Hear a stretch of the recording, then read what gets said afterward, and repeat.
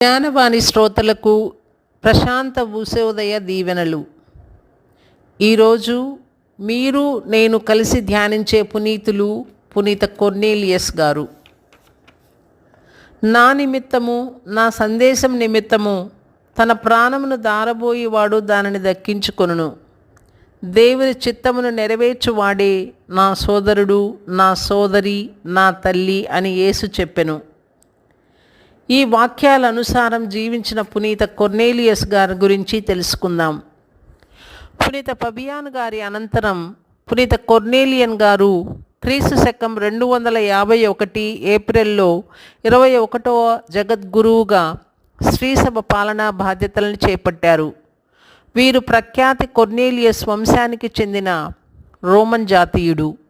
వీరికి ముందున్న పునీత ఫబియాను పాపు గారు క్రీస్తు శకం 250 జనవరి 20వ తేదీన వేద సాక్షిగా మరణించిన వెంటనే వారి ప్రతినిధిని ఎన్నుకోవడానికి ఆనాటి పరిస్థితులు అనుకూలంగా లేవు.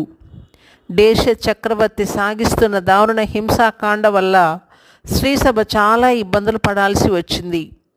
ఈ సమయంలో శ్రీసభను గురు మండలి పాలించింది.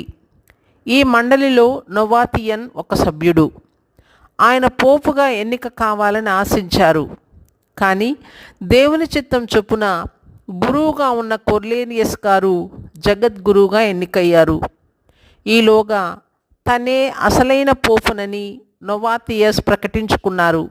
కానీ అది చెల్లలేదు. క్రీస్తు శకం 200 అక్టోబరులో పునీత సిప్రియన్, పునీత కొర్నేలియస్ గారు రోము నగరంలో మత విషయక సభను ఏర్పాటు చేయగా 60 మంది బిషప్పులతో పాటు అనేక మంది గురువులు హాజరై నొవాతియను, ఆయన మద్దతుదారులను మతం నుండి బహిష్కరించాలని నిర్ణయించారు. ఆ కాలంలో రోములోని శ్రీసభలో 46 మంది గురువులు, 7 డీకనులు, 5 ఉపడీకనులు, 42 మంది సహచరులు, 52 మంది వైద్యులు, పవిత్ర గంధ పాఠకులతో పాటు 1500 మంది భక్తులైన విధవరాండ్రు కూడా శ్రీసభ సేవల్లో ఉన్నారని ఆనాటి నమోదు పుస్తకంలో పేర్కొనబడింది. తరువాత శ్రీసభ వ్యతిరేకి, క్రైస్తవుల పాలిట క్రూరుడైన దేశ చక్రవర్తి పోప్ కొర్నేలియస్ గారిని దేశ బహిష్కరణ చేశారు. అదే కాలంలో అనగా 253 నుండి వేదహింసలు అధికమయ్యాయి.